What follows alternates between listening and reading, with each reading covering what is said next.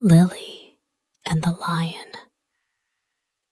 A merchant who had 3 daughters was once setting out upon a journey. But before he went, he asked each daughter what gift he should bring back for her. The eldest wished for pearls, the second for jewels, but the third, who was called Lily, said, "Dear father, bring me a rose."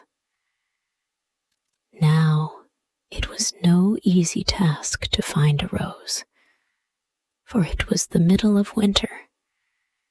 Yet, as she was his prettiest daughter and was very fond of flowers, her father said he would try what he could do.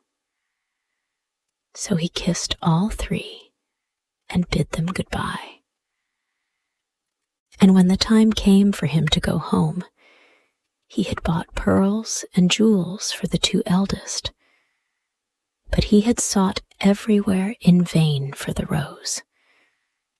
And when he went into any garden and asked for such a thing, the people laughed at him and asked him whether he thought roses grew in snow. This grieved him very much, for Lily was his dearest child. And as he was journeying home, thinking what he should bring her, he came to a fine castle. And around the castle was a garden, in one half of which it seemed to be summertime, and in the other half winter. On one side, the finest flowers were in full bloom, and on the other, everything looked dreary and buried in the snow. "A lucky hit," said he, as he called to his servant, and told him to go to a beautiful bed of roses that was there, and bring him away one of the finest flowers. This done, they were riding away well pleased, when up sprang a fierce lion, and roared out, "Whoever has stolen my roses shall be eaten up alive." Then the man said, "I knew not that the garden belonged to you. Can nothing save my life?" "No," said the lion, "nothing, unless you undertake to give me whatever meets you on your return home. If you agree to this, I will give you your life, and the rose too for your daughter." But the man was unwilling to do so and said, "It may be my youngest daughter, who loves me most and always runs to meet me when I go home." Then the servant was greatly frightened and said, "It may perhaps be only a cat or a dog." And at last the man yielded with a heavy heart and took the rose, and said he would give the lion whatever should meet him first on his return. And as he came near home, it was Lily, his youngest and dearest daughter, that met him. She came running and kissed him and welcomed him home. And when she saw that he had brought her the rose, she was still more glad. But her father began to be very sorrowful and to weep, saying, "Alas, my dearest child, I have bought this flower at a high price, for I have said I would give you to a wild lion, and when he has you, he will tear you in pieces and eat you." Then he told her all that had happened, and said she should not go, let what would happen. But she comforted him and said, "Dear father, the word you have given must be kept. I will go to the lion and soothe him. Perhaps he will let me come safe home again." The next morning, she asked the way she was to go, and took leave of her father, and went forth with a bold heart into the wood. But the lion was an enchanted prince. By day, he and all his court were lions, but in the evening they took their right forms again. And when Lily came to the castle, he welcomed her so courteously that she agreed to marry him. The wedding feast was held, and they lived happily together a long time. The prince was only to be seen as soon as evening came, and then he held his court. But every morning he left his bride and went away by himself, she knew not whither, till the night came again. After some time he said to her, "Tomorrow there will be a great feast in your father's house, for your eldest sister is to be married. And if you wish to go and visit her, my lions shall lead you thither." Then she rejoiced much at the thoughts of seeing her father once more, and set out with the lions. And everyone was overjoyed to see her, for they had thought her dead long since. But she told them how happy she was, and stayed till the feast was over, and then went back to the wood. Her second sister was soon after married, and when Lily was asked to go to the wedding, she said to the prince, "I will not go alone this time. You must go with me." But he would not, and said that it would be a very hazardous thing, for if the least ray of the torchlight should fall upon him, his enchantment would become still worse, for he should be changed into a dove, and be forced to wander about the world for 7 long years. However, she gave him no rest, and said she would take care no light should fall upon him. So at last they set out together, and took with them their little child. And she chose a large hall with thick walls for him to sit in, while the wedding torches were lighted. But, unluckily, no one saw that there was a crack in the door. Then the wedding was held with great pomp, but as the train came from the church, and passed with the torches before the hall, a very small ray of light fell upon the prince. In a moment he disappeared, and when his wife came in and looked for him, she found only a white dove, and it said to her, "7 years must I fly up and down over the face of the earth, but every now and then I will let fall a white feather that will show you the way I am going. Follow it, and at last you may overtake and set me free." This said, he flew out at the door, and poor Lily followed, and every now and then a white feather fell, and showed her the way she was to journey. Thus she went roving on through the wide world, and looked neither to the right hand nor to the left, nor took any rest for 7 years. Then she began to be glad, and thought to herself that the time was fast coming when all her troubles should end. Yet repose was still far off, for one day, as she was traveling on, she missed the white feather, and when she lifted up her eyes, she could nowhere see the dove. "Now," thought she to herself, "no aid of man can be of use to me." So she went to the sun and said, "Thou shinest everywhere, on the hill's top and the valley's depth.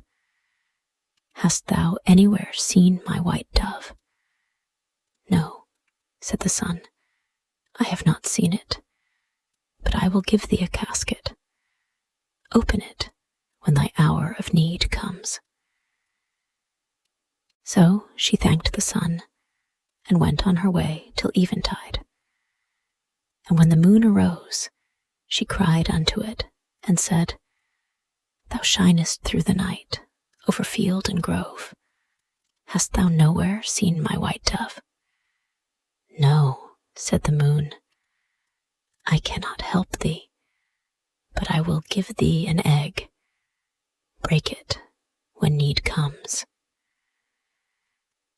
Then she thanked the moon and went on till the night wind blew.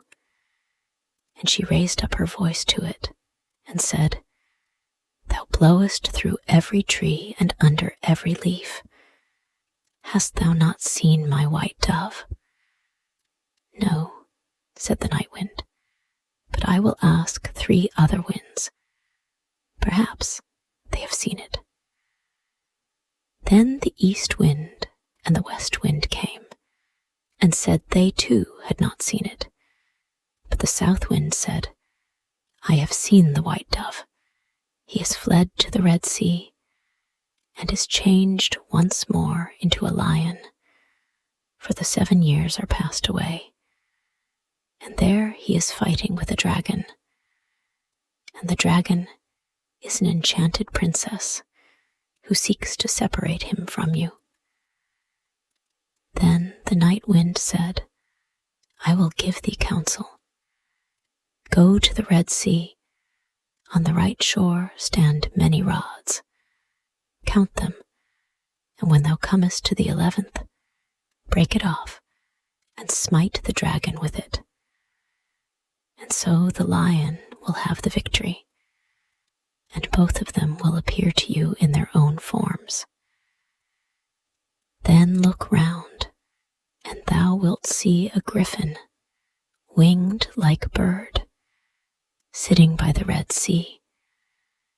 Jump onto his back with thy beloved one as quickly as possible, and he will carry you over the waters to your home. I will also give thee this nut, continued the night wind. When you are halfway over, throw it down, and out of the waters will immediately spring up a high nut tree on which the griffin will be able to rest. Otherwise, he would not have the strength to bear you the whole way. If, therefore, thou dost forget to throw down the nut, he will let you both fall into the sea. So our poor wanderer went forth, and found all as the night wind had said. And she plucked the 11th rod, and smote the dragon, and the lion forthwith became a prince, and the dragon a princess again.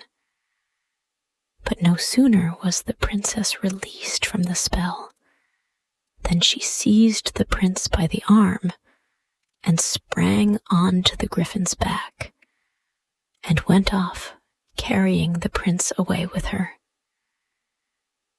Thus the unhappy traveler was again forsaken and forlorn. But she took heart and said, As far as the wind blows, and so long as the cock crows, I will journey on till I find him once again. She went on for a long, long way, till at length she came to the castle whither the princess had carried the prince, and there was a feast got ready, and she heard that the wedding was about to be held. Heaven aid me now, said she, and she took the casket that the sun had given her, and found that within it lay a dress as dazzling as the sun itself. So she put it on, and went into the palace, and all the people gazed upon her. And the dress pleased the bride so much that she asked whether it was to be sold. Not for gold and silver, said she, but for flesh and blood. The princess asked what she meant, and she said, "Let me speak with the bridegroom this night in his chamber, and I will give thee the dress." At last the princess agreed, but she told her chamberlain to give the prince a sleeping draught, that he might not hear or see her. When evening came, and the prince had fallen asleep, she was led into his chamber, and she sat herself down at his feet and said, "I have followed thee 7 years. I have been to the sun, the moon, and the night wind to seek thee, and at last I have helped thee to overcome the dragon. Wilt thou then forget me quite?" But the prince all the time slept so soundly that her voice only passed over him and seemed like the whistling of the wind among the fir trees.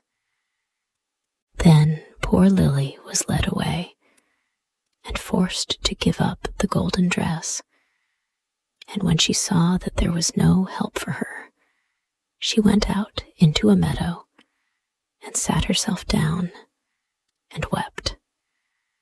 But as she sat, she bethought herself of the egg that the moon had given her, and when she broke it, there ran out a hen and 12 chickens of pure gold that played about, and then nestled under the old one's wings, so as to form the most beautiful sight in the world. And she rose up and drove them before her, till the bride saw them from her window, and was so pleased that she came forth and asked her if she would sell the brood, not for gold or silver, but for flesh and blood. Let me again this evening speak with the bridegroom in his chamber, and I will give thee the whole brood. Then the princess thought to betray her as before, and agreed to what she asked. But when the prince went to his chamber, he asked the chamberlain why the wind had whistled so in the night. And the chamberlain told him all, how he had given him a sleeping draught, and how a poor maiden had come and spoken to him in his chamber, and was to come again that night. Then the prince took care to throw away the sleeping draught, and when Lily came and began again to tell him what woes had befallen her, and how faithful and true to him she had been, he knew his beloved wife's voice, and sprang up and said, "You have awakened me as from a dream, for the strange princess had thrown a spell around me, so that I had altogether forgotten you. But heaven hath sent you to me in a lucky hour." And they stole away out of the palace by night, unawares, and seated themselves on the griffin, who flew back with them over the Red Sea. When they were halfway across Lily, let the nut fall into the water, and immediately a large nut tree arose from the sea, whereon the griffin rested for a while, and then carried them safely home. There they found their child, now grown up to be comely and fair. And after all their troubles, they lived happily together to the end of their days. And now this story ends. Hey, thank you so much for listening to the whole story. If you liked this story and want to thank me for creating this story, then you can buy me a cup of tasty coffee. Just join our YouTube channel and be an official member of our family, to support us for making even more interesting story videos for you every day. You know, it takes a lot of effort, research, and money to find and buy premium contents, and to writing, creating, editing, organizing, and publishing every single video, which could melt your hearts or could be one of the most interesting stories of all time. So, hit the like button to save this video. And most importantly, subscribe to our YouTube channel to learn English by watching super interesting English stories every day. Thank you.